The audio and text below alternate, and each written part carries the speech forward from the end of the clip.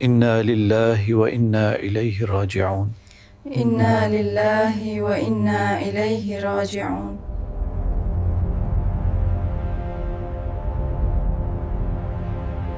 ربک، میرا رب اللہ ہے، میرا دین اسلام ہے۔ کیا آپ نے کبھی سوچا ہے کہ ایک دن آپ آخری بار اپنی آنکھیں بند کریں گے اور پھر کبھی نہیں کھولیں گے؟ آپ اپنے پیاروں کی آوازیں آخری بار سنیں گے، لیکن آپ انہیں جواب نہیں دے پائیں گے۔ اور جب وہ لمحہ آئے گا، آپ کا جسم تو یہیں رہے گا، لیکن آپ کی روح ایک نامعلوم دنیا کی طرف روانہ ہو جائے گی۔ تو اس پہلی رات اور اس کے بعد کے 40 دنوں میں آپ کیا محسوس کریں گے؟ اس ویڈیو میں ہم سب مل کر پراسرار عالم برزخ میں جائیں گے۔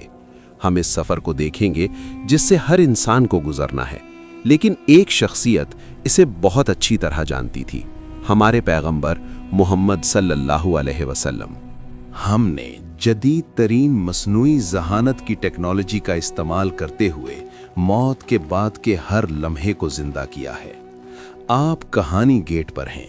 چینل کو ابھی سبسکرائب کریں تاکہ آپ پوشیدہ اور پراسرار روح سیریز سے محروم نہ رہیں۔ اگر آپ تیار ہیں تو آئیے شروع کرتے ہیں۔ ہمارے نبی صلی اللہ علیہ وسلم نے فرمایا تھا، ہر جان کو موت کا ذائقہ چکھنا ہے، اور اب وہ لمحہ آ گیا ہے، وہ جسے آپ سالوں تک ٹالتے رہے، وہ جسے آپ نے سوچا تھا کہ کبھی نہیں آئے گا۔ آخری سانس۔ آپ کی زبان مزید بول نہیں سکتی، آپ کی آنکھیں ایک نقطے پر ٹک جاتی ہیں۔ آپ کا دل ایک بار پھر دھڑکتا ہے اور پھر رک جاتا ہے۔ ایک سردی آپ کے پیروں سے شروع ہوتی ہے اور آپ کے پورے جسم میں پھیل جاتی ہے، لیکن یہ کوئی عام سردی نہیں ہے۔ یہ اس بات کی علامت ہے کہ آپ کی روح آپ کے جسم کو چھوڑنے والی ہے۔ داؤد علیہ السلام نے موت کو اس طرح بیان کیا، کاش صرف ایک بال کھینچنے کا درد محسوس ہوتا، موت کے بوجھ تلے تو پہاڑ بھی زمین میں دھنس جاتا۔ اور روایت ہے کہ موسیٰ علیہ السلام نے فرمایا، موت کا لمحہ ایسا ہے جیسے قصاب کے ہاتھوں ایک زندہ بھیڑ کی کھال اتاری جا رہی ہو۔ اس لمحے روح کو پیروں سے کھینچا جانا شروع ہوتا ہے، پھر ٹانگوں سے، پھر پیٹ، سینے اور آخر میں حلق تک پہنچتی ہے۔ سورۃ الواقعہ میں اس کا ذکر ہے، جب جان گلے تک آ پہنچتی ہے، جب روح حلق تک پہنچتی ہے تو تمام درد وہیں جمع ہو جاتا ہے۔ پورا جسم محسوس کرتا ہے کہ جیسے اسے ایک ساتھ چھریوں سے کاٹا جا رہا ہو، ہر خلیہ کرب سے چیخ اٹھتا ہے۔ یہ ایسا ہے جیسے جڑ سے بال کو کھینچا جا رہا ہو۔ روایات کے مطابق روح شروع میں جسم میں داخل ہونا نہیں چاہتی تھی، اور اسی وجہ سے اس کا نکلنا مشکل کر دیا گیا ہے۔ اس کشمکش کے دوران ایک تاریک، اندیکھا وجود آپ کے پہلو میں ظاہر ہوتا ہے۔ یہ کوئی اور نہیں بلکہ شیطان ہے، ملعون، جس نے آپ کی پوری زندگی آپ کو گمراہ کرنے کی کوشش کی۔ وہ آخری بار لوٹتا ہے، لیکن اس بار وہ پانی کا ایک پیالہ لاتا ہے۔ وہ آپ کو ناقابل برداشت پیاس سے آزماتا ہے اور کہتا ہے، مجھے اپنا ایمان دے دو اور یہ پانی لے لو۔ اس لمحے آپ کی پوری زندگی آپ کی آنکھوں کے سامنے چمکتی ہے، آپ کی نمازیں، آپ کے گناہ، آپ کے آنسو، آپ کی غفلت اور آپ کی توبہ۔ شیطان سرگوشیاں کرتا رہے گا، آپ کے ذہن کو الجھانے کی کوشش کرے گا۔ روایات کے مطابق وہ آپ کے فوت شدہ والدین کی شکل میں بھی ظاہر ہو سکتا ہے، اور آپ کو کسی دوسرے مذہب کی پیروی کرنے پر قائل کرنے کی کوشش کر سکتا ہے۔ لیکن اگر آپ کا ایمان سچا ہے، جیسا کہ حدیث میں ہے، تو آپ اس پر یقین نہیں کریں گے۔ تاہم اگر آپ شک میں رہے، اگر آپ نے کبھی اپنا ایمان مضبوط نہیں کیا، تو آپ آسانی سے اس دھوکے میں آ جائیں گے اور اپنے آخری لمحے میں اسلام کو چھوڑ دیں گے۔ جیسے کچھ لوگ اس دنیا میں اپنی خواہشات اور لذتوں کے لیے اپنا دین چھوڑ دیتے ہیں، وہ موت کے وقت بھی اسے چھوڑ دیں گے۔ اس دن لا الہ الا اللہ کہنے کا واحد راستہ یہ ہوگا کہ آپ ایمان کے ساتھ جیے ہوں، سچے ایمان کے ساتھ۔ شیطان کی سرگوشیاں بے اثر ہو جائیں گی، جیسا کہ حدیث میں ہے، آپ اسی حالت میں مریں گے جس میں آپ جیے، اور آپ اسی حالت میں اٹھائے جائیں گے جس میں آپ مرے۔ جو لوگ ایمان کے بغیر مرتے ہیں، ان کے لیے موت انتہائی تکلیف دہ ہوتی ہے۔ فرشتے پکاریں گے، बाहिरा ए खबीस रूह, बाहिरा जहन्नम के अजाब की तरफ। और फिर रूह को जिस्म से नोच लिया जाएगा, पूरा जिस्म कांपेगा, अंदरूनी आज़ा मुड़ जाएंगे। जिस्म रूह से चिमटे रहने की कोशिश करेगा, लेकिन अल्लाह के हुक्म की तामील करते हुए फरिश्ते उसे ले जाएंगे। इस लम्हे कुछ नहीं किया जा सकता। तौबा अब मजीद मदद नहीं करती, ईमान की कोई कदर बाकी नहीं रहती। हमारे पैगंबर सल्लल्लाहु अलैहि वसल्लम ने एक मोमिन और एक काफिर की मौत को यूं बयान फरमाया, मोमिन की रूह जिस्म से ऐसे आसानी से निकल जाती है जैसे बर्तन से पानी बहता है, जबकि काफिर की रूह को ऐसे खींचा जाता है जैसे गीले ऊन से कांटेदार शाख खींची जाए, रगों और पट्ठों को चीरती हुई। हमारे पैगंबर सल्लल्लाहु अलैहि वसल्लम ने बताया कि काफिर की मौत के फौरन बाद क्या होता है। जब फरिश्ता रूह को लेता है तो दूसरे फरिश्ते आते हैं और उसे इज़राइल से ले लेते हैं। वो उसे एक खुरदुनी बोरी में डालते हैं जो उसके लिए तैयार की गई होती है। इस बोरी से जमीन के बदतरीन मुर्दा जिस्म से भी बदतर बदबू आती है। फिर फरिश्ते उसे ऊपर ले जाते हैं। जब भी वो फरिश्तों के किसी ग्रोह के पास से गुजरते हैं तो वो फरिश्ते पूछते हैं, ये गंदी रूह किसकी है? इसे ले जाने वाले फरिश्ते उस नाम से जवाब देते हैं जिस नाम से वो शख्स दुनिया में जाना जाता था। आखिर में वो सबसे निचले आसमान पर पहुंचते हैं और रूह के लिए दरवाज़ा खोलने की दरखास्त करते हैं, लेकिन ये नहीं खोला जाएगा। फिर रसूलुल्लाह सल्लल्लाहु अलैहि वसल्लम ने ये आयत तिलावत फरमाई, बेशक जिन लोगों ने हमारी आयतों को झुटलाया और तकब्बुर किया, उनके लिए आसमान के दरवाजे नहीं खोले जाएंगे और वो जन्नत में दाखिल नहीं होंगे जब तक कि ऊंट सुई के नाका से न गुजर जाए। फिर अल्लाह ताला हुक्म देता है कि इसका नाम अमाल ज़मीन के सबसे निचले मकाम सिज्जीन में लिख दो। उसके बाद उसकी रूह ऊपर से नीचे फेंक दी जाती है। फिर नबी सल्लल्लाहु अलैहि वसल्लम ने एक और आयत तिलावत फरमाई, जो शख्स अल्लाह के साथ शरीक ठहराता है तो गोया वो आसमान से गिर पड़ा और परिंदे उसे उचक ले गए या हवा उसे किसी दूर की जगह पर उड़ा ले गई। जहां तक मोमिन का ताल्लुक है, कुरान फरमाता है, बेशक जिन लोगों ने कहा कि हमारा रब अल्लाह है और फिर साबित कदम रहे, उन्हें ना कोई खौफ होगा और ना वो गमगीन होंगे। अगर आपने खुद को अल्लाह के सुपुर्द कर दिया है तो आप मलिकुल मौत और उनके मुआविनीन को नूर के वजूद के तौर पर देखेंगे। फरिश्ते कमरे में दाखिल होंगे, उनके चेहरे चमक रहे होंगे, उनके अल्फाज रहमत से भरे होंगे और वो कहेंगे, ऐ पाकीज़ा रूह, अपने रब की रहमत की तरफ आ जा, तू राजी और तेरा रब तुझसे राजी। और कुरान फिर फरमाता है, बेशक जिन लोगों ने कहा हमारा रब अल्लाह है और फिर साबित कदम रहे, उन पर फरिश्ते नाजिल होते हैं ये कहते हुए कि ना डरो और ना गम करो, बल्कि उस जन्नत की खुशखबरी सुनो जिसका तुमसे वादा किया गया है।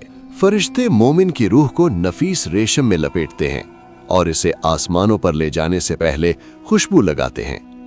जब वो फरिश्तों के हर ग्रोह के पास से गुजरते हैं तो वो पूछते हैं, ये खूबसूरत रूह किसकी है? और इसे ले जाने वाले फरिश्ते दुनिया में उस शख्स के लिए इस्तेमाल होने वाले बेहतरीन नामों और तारीफों से जवाब देते हैं। जब वो आसमानों पर पहुंचते हैं तो मोमिन के लिए 7वें आसमान तक तमाम दरवाजे खोल दिए जाते हैं। अल्लाह के सबसे करीब फरिश्तों का हर गुरोह इस रूह को सलामती से खुशामदीद कहता है। फिर कहा जाता है, इसका नामा आमाल नेकोकारों की किताब में लिख दो।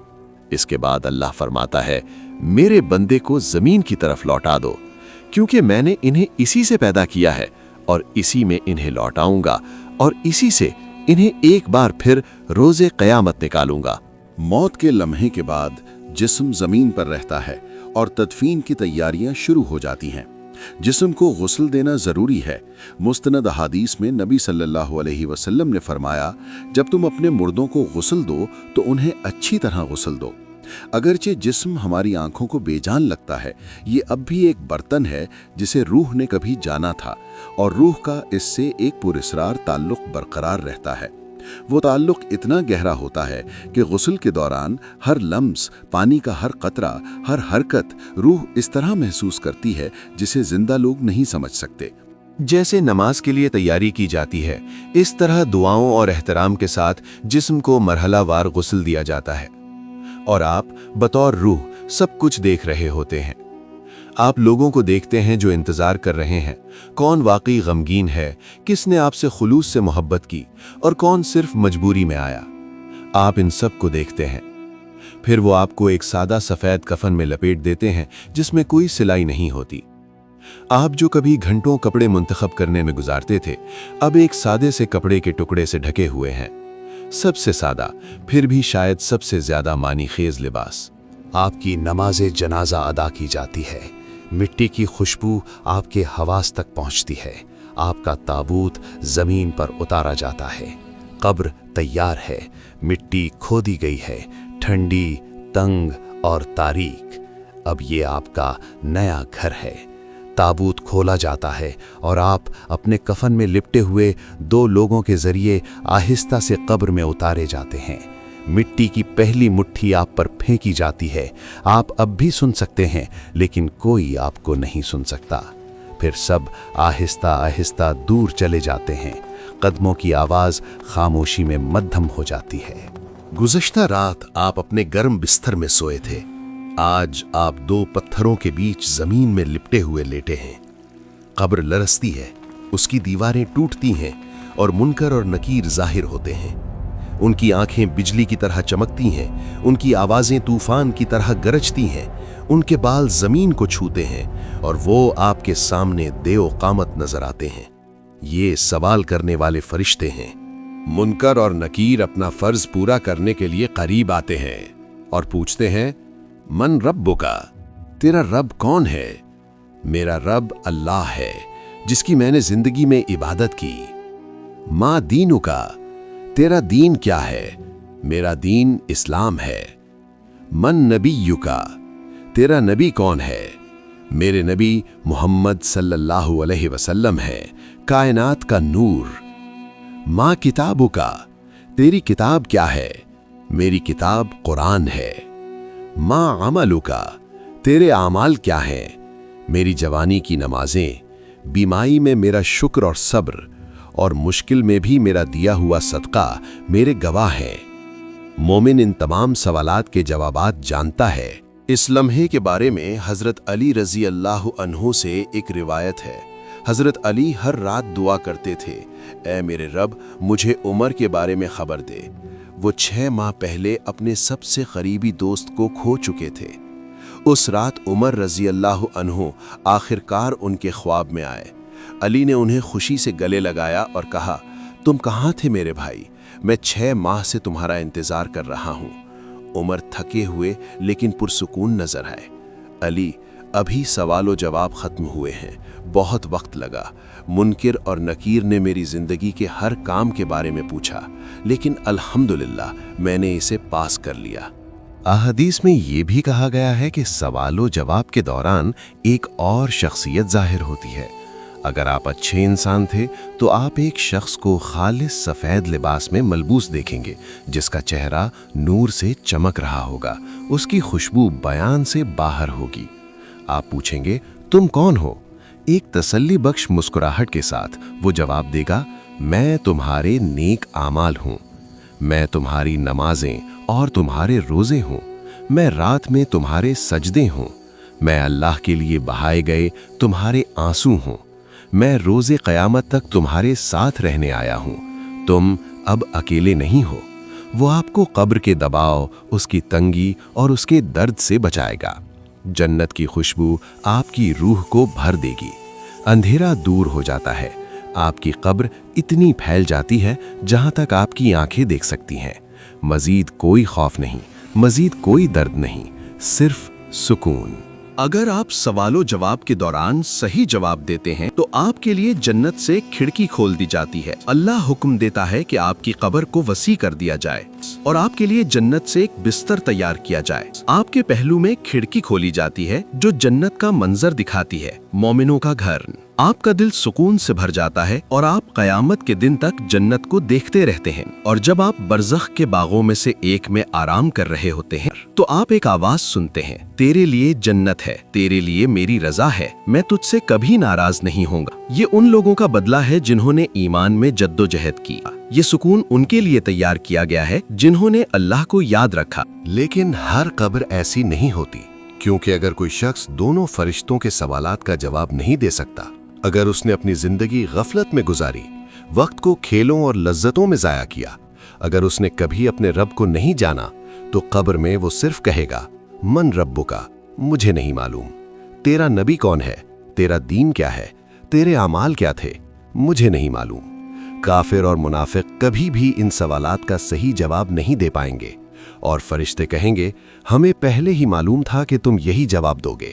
پھر قبر تنگ ہو جاتی ہے، مٹی ہڈیوں کو دبا جاتی ہے، یہاں تک کہ پسلیاں ایک دوسرے میں پیوست ہو جاتی ہیں، اور نیچے کی زمین عذاب کا ایک تاریک مقام بن جاتی ہے۔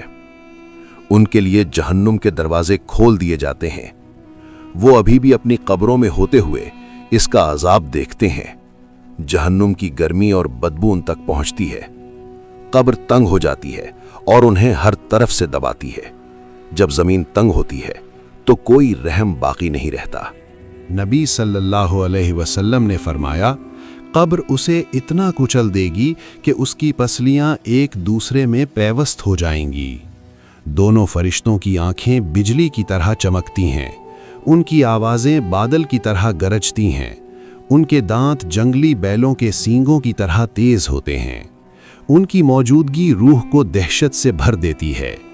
یہ فرشتے مسکراتے نہیں، وہ کوئی شفقت نہیں جانتے، وہ کوئی رحم محسوس نہیں کرتے، کیونکہ آپ نے ہمیشہ اپنی نماز میں تاخیر کی، آپ نے ایمان کو ہلکا لیا، اب وہ عذاب کو بڑھاتے ہیں۔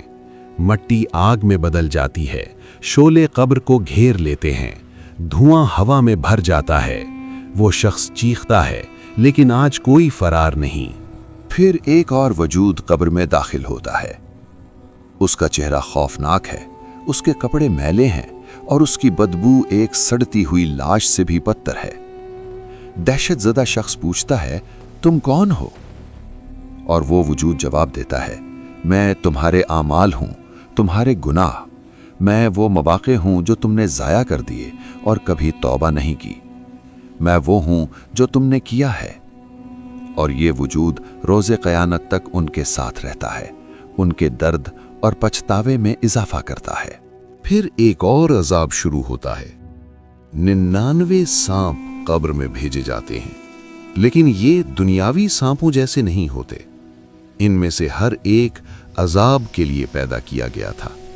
ان کا ہر ڈنک روح کو اس گناہ کی یاد دلاتا ہے جو اس نے کیا تھا۔ نبی صلی اللہ علیہ وسلم نے فرمایا، اگر ان سانپوں میں سے صرف ایک کے دانت بھی زمین کو چھو جائیں تو قیامت کے دن تک اس پر کچھ بھی نہیں اگے گا۔ یہ سانپ قیامت تک اپنا عذاب جاری رکھیں گے، اور جب وہ دن آئے گا تو عذاب ختم نہیں ہوگا بلکہ یہ صرف شروع ہوگا۔ اسی لیے قبر میں موجود شخص پکارے گا، اے اللہ، براہ کرم قیامت کا دن شروع نہ کر، کیونکہ وہ جان لے گا کہ اس نے ابھی جو تجربہ کیا ہے وہ صرف آغاز تھا۔ ایک دن نبی صلی اللہ علیہ وسلم ایک قبر کے پاس سے گزرے اور اپنے صحابہ سے فرمایا، اگر یہاں دفن ہونے والا شخص دنیا میں واپس آ سکتا تو وہ اپنے خاندان سے ملنے یا اپنی دولت کو مکمل کرنے کی خواہش نہ کرتا، وہ صرف 2 رکعت نماز پڑھنے کی خواہش کرتا، کیونکہ اب وہ سمجھتا ہے اور ایک دن ہم بھی سمجھیں گے۔ زید بن ثابت رضی اللہ عنہ نے روایت کی، ہم ایک بار رسول اللہ صلی اللہ علیہ وسلم کے ساتھ بنو نجار سے تعلق رکھنے والے ایک باغ میں گئے تھے۔ آپ اپنی سواری پر تھے کہ اچانک جانور گھبرا گیا اور قریب تھا کہ آپ کو گرا دے۔ ہم نے دیکھا کہ قریب ہی کئی قبریں تھیں۔ رسول اللہ صلی اللہ علیہ وسلم نے فرمایا، کیا تم جانتے ہو کہ ان قبروں میں موجود لوگوں کو کیوں عذاب دیا جا رہا ہے؟ ہم نے کہا، اللہ اور اس کے رسول بہتر جانتے ہیں۔ آپ نے فرمایا، اگر مجھے یہ خوف نہ ہوتا کہ تم ایک دوسرے کو دفن کرنا چھوڑ دو گے تو میں اللہ سے دعا کرتا کہ وہ تمہیں قبر کا عذاب سنائے جیسا کہ میں سنتا ہوں۔ پھر آپ ہم سے منہ پھیر کر کھڑے ہوئے اور فرمایا، قبر کے عذاب سے اللہ کی پناہ مانگو، اور آپ نے اسے 3 بار دہرایا۔ کوئی دوست، کوئی بھائی، کوئی ماں، کوئی بچہ باقی نہیں رہتا، اور تب یہ واضح ہو جاتا ہے کہ یہ دنیا حقیقی زندگی نہیں تھی۔ حقیقی حقیقت اب شروع ہوتی ہے۔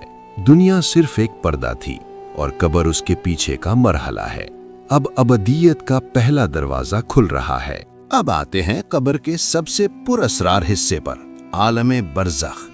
جب ہم قبر کے بارے میں سوچتے ہیں تو ہم عام طور پر مادی قبر کا تصور کرتے ہیں، لیکن جس طرح خواب کا آپ کے سونے کے بستر سے کوئی تعلق نہیں ہے، اسی طرح قبر کا اس مٹی سے کوئی تعلق نہیں ہے جس میں اسے دفن کیا جاتا ہے۔ قبر یا برزخ دراصل ایک راہداری ہے، 2 دنیاؤں کے درمیان ایک گزرگاہ۔ یہ وہ پل ہے جس سے ہم اگلی زندگی میں داخل ہوتے ہیں۔ اسرائیل روح لینے آتے ہیں اور اس لمحے سے ہم ایک ایسی جگہ میں داخل ہو جاتے ہیں جسے انتظار گاہ کہا جا سکتا ہے۔ اس دنیا اور آخرت کے درمیان ایک روحانی دنیا، یہ ایک حالت سے دوسری حالت میں منتقلی ہے۔ یہ اس دنیا سے ملتی جلتی ہے جسے ہم جانتے ہیں، پھر بھی اس میں کوئی سورج نہیں ہے، اور پھر بھی یہ روشنی سے بھری ہے۔ یہ اس دنیا سے زیادہ وسیع، زیادہ روشن اور زیادہ پرسکون ہے۔ اگر آپ کبھی اس وسیع کائنات میں اکیلا محسوس کرتے ہیں تو یاد رکھیں، یہ چینل آپ کے لیے بنایا گیا تھا۔ اس سے پہلے کہ یہ ویڈیو یوٹیوب کے لامتناہی سمندر میں غائب ہو جائے، اسے آپ جیسے دوسرے لوگوں تک پہنچنے میں مدد کریں۔ ہر نیا سبسکرائبر ہمیں ضرورت مند ایک اور دل تک پہنچنے میں مدد کرتا ہے۔ لائک کریں، سبسکرائب کریں اور اپنے خیالات کامنٹس میں شیئر کریں۔ اللہ کرے کہ آپ کی حمایت ایک اور روح تک روشنی پھیلائے۔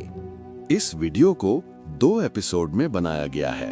نیکسٹ ایپیسوڈ جلد ہی اپلوڈ کر دی جائے گی۔ شکریہ، اللہ حافظ، ملتے ہیں نیکسٹ ایپیسوڈ۔